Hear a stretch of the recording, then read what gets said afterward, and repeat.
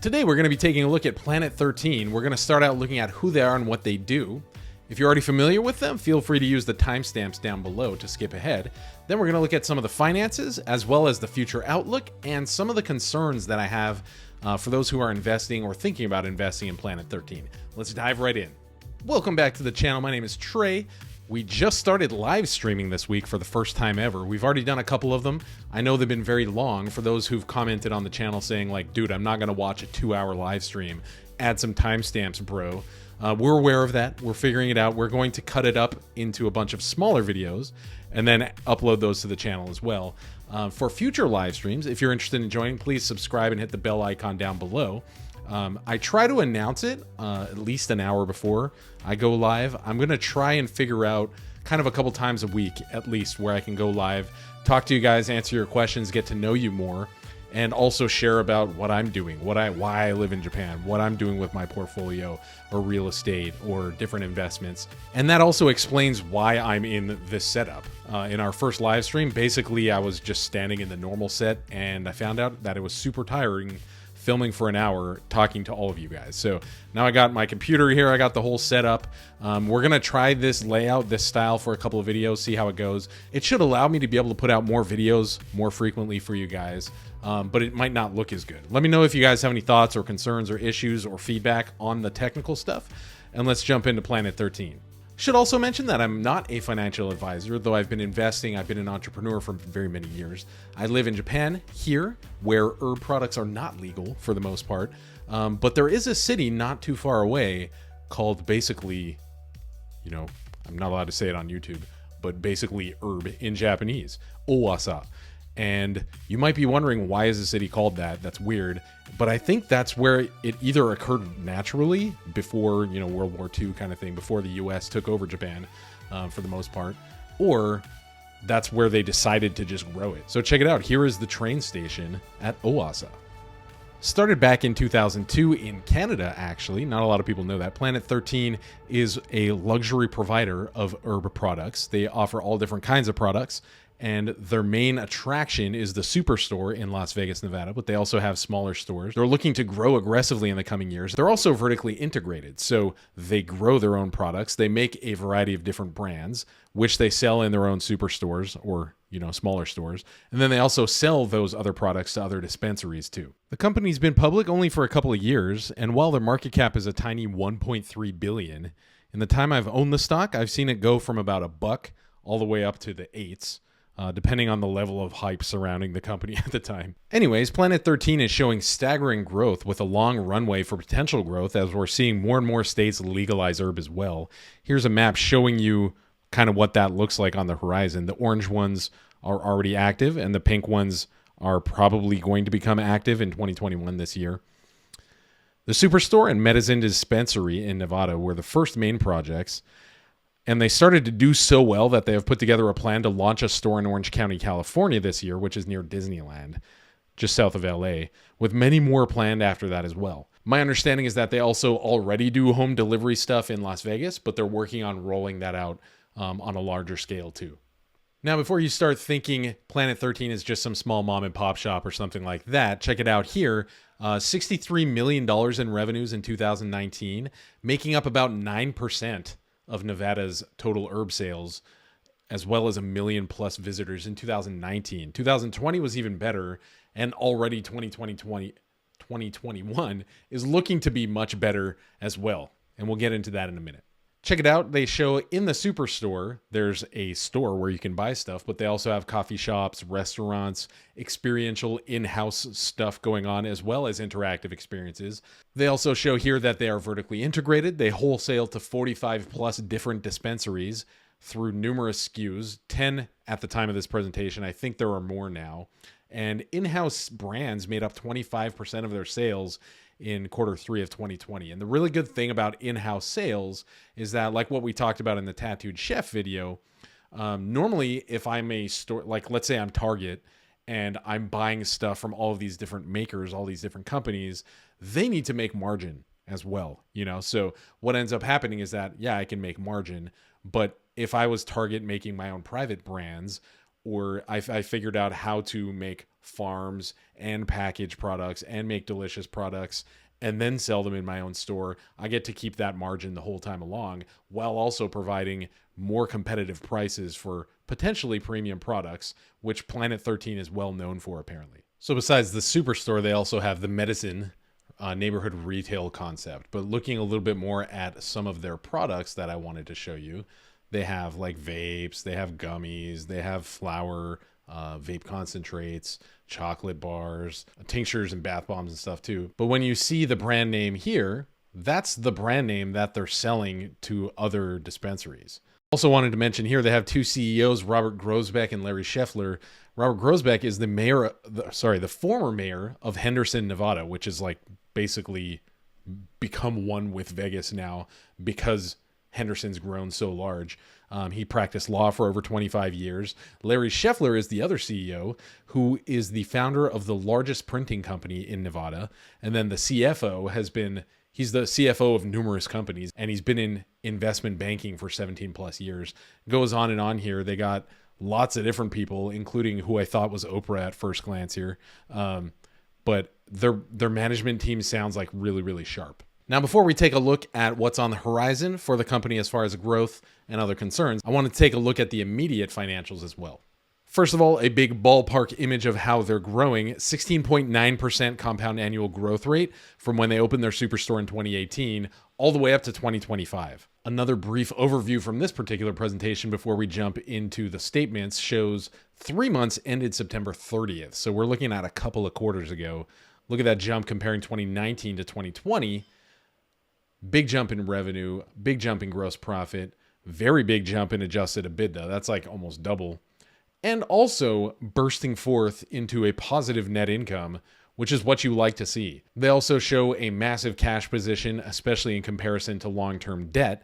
But that situation changes even more when you look at the news right now in April of 2021. And we'll get into that in a minute. First of all, before we get into the financials, I need to remind you that Planet 13 is an over-the-counter or OTC traded stock. So they don't have all the requirements of typical publicly traded stocks. So it's hard to get your hands on like an 8K or a 10K or things like that. So we got to work with the information that's available. Thankfully, the reports are getting more and more detailed over the quarters. This particular report is year-end 2020. After this, we're going to take a look at some of the points from kind of first quarter-ish. First of all, check it out up here. We have revenues pretty similar, actually, from 2019 to 2020. I expected this to be a lot worse, considering Vegas being kind of a ghost town for many months of 2020. But next here, we have cost of goods sold. I did the math for you, and I compared 2019 and 2020. 2019 had a margin of about 58%, while 2020's margin went down to about 49%. There are a number of factors that we can attribute to that. Just something to keep in mind that the margins were not as good in 2020. Moving on down the list, we see almost a halving in sales and marketing because the store had to be shut down for a while. Interestingly, the SuperStore is considered an essential service. Shows you where Vegas's mind is at. But basically, they didn't have to shut down for that many months.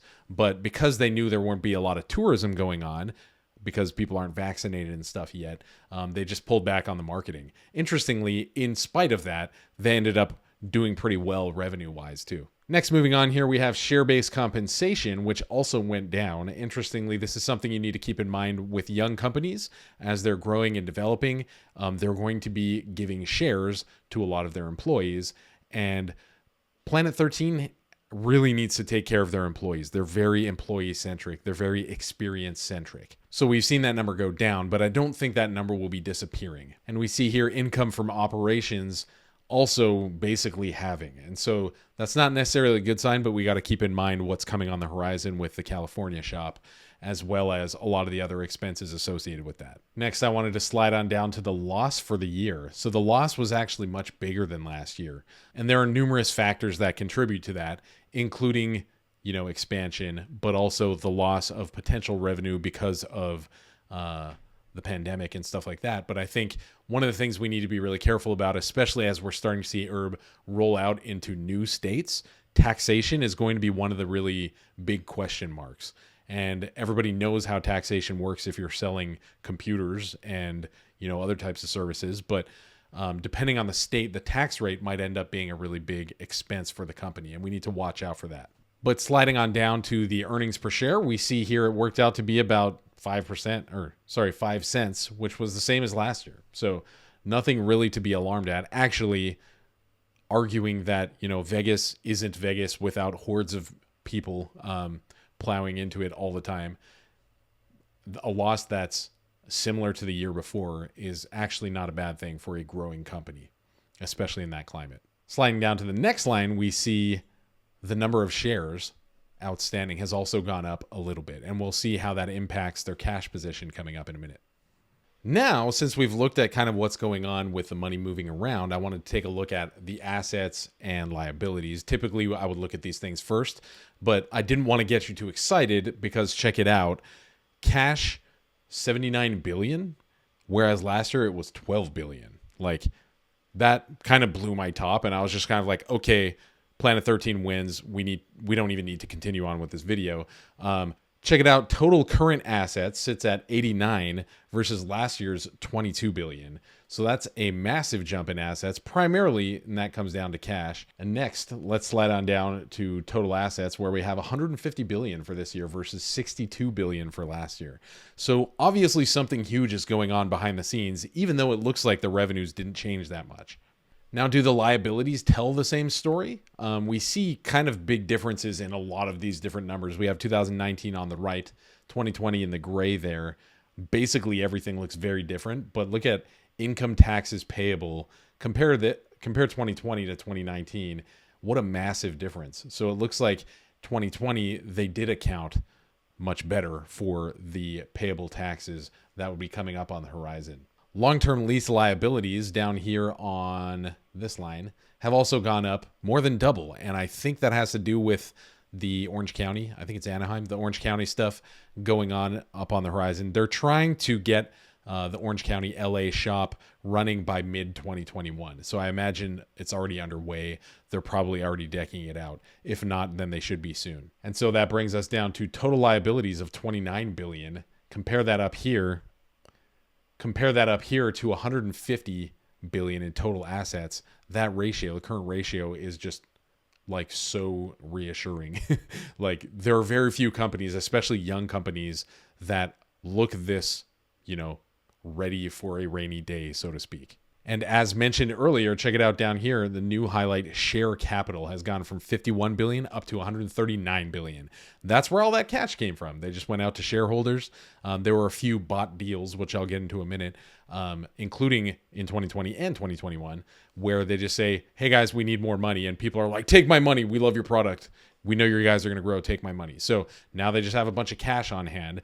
The management have said in 2021 that this cash is primarily not to just be safe and secure because we don't know what's going to happen with the pandemic, but more so that they will be looking to do acquisitions, and they're also gearing up to be expanding to other cities around the country. As I mentioned earlier, they might be looking at Boston, SF, Denver, Miami, Toronto in Canada, not unlike me from Canada, but they got their eyes on the really big picture. But more importantly, for this first quarter that just finished, January to March, we saw that revenues were up 42% compared to 2020. Most of the first quarter of last year wasn't really impacted by the pandemic yet, but this quarter has been. We're seeing vaccinations on the rise, and we're seeing tourism start to pick back up a little bit, but it's going to be a little while before we see things in full swing in Vegas. But I think this is a really good sign of things to come. So this looks really good. Imagine how much better it's going to get once the California store opens up. When I talk to my family back in LA, it sounds like more and more people are getting vaccinated, and it's going pretty smoothly. My parents have already gotten it. A lot of my friends have already gotten it. And so when the store opens up in Orange County, Planet13 store, in mid-2021, I wouldn't be surprised if there's not really any downside, not really any negative impact from the pandemic left. And so we could see a doubling of revenues or something like that happening. And if the California store goes well, with management's strong kind of high growth mode and the strong cash position, I think it'll be easy to multiply that into other states. Now, let's talk about some of the risks, some of the concerns, some of the things we need to watch out for. Speaking of expansion, Las Vegas is the place everybody goes to like forget about normal life. And I know there are a lot of locals in Las Vegas, and increasingly Planet 13 is trying to appeal to locals to probably bring a stability to their revenue streams. But a lot of people are going to be spending more luxuriously and freely and trying new things, especially if you're from a non-legal state. And so that shows up on the income statement looking at the Vegas store. I think California is probably going to have like no problem, no issues, because a lot of people do herb in California. But it'll be interesting to see if you can replicate that kind of spend, that kind of frothy excitement for the business, even when you're expanding it around the country. They've also talked about opening up much smaller shops that are like mini versions of the SuperStore around the country. That should make it more accessible. And I don't see that as a risk so much. But again, I think they need to be really cautious about which cities they do it in. Another concern that came to my mind, which the management actually addressed in one of their recent videos, was it sounds like they're really like cash register locked. There's lines out the door. You got to wait an hour to be able to buy what you want, like all the time. They're doubling the number of cash registers at the Vegas store coming up here. And what that's going to do is less lost customers who just bounce because they're tired of waiting. And that's a really good thing. But I'm really interested to see, probably, I imagine they grow all of their product. They're vertically integrated. I imagine they grow it all indoors in factories. I don't know the science. I'm not, very familiar with herb, but I'm not sure how easy it is to multiply that around the country.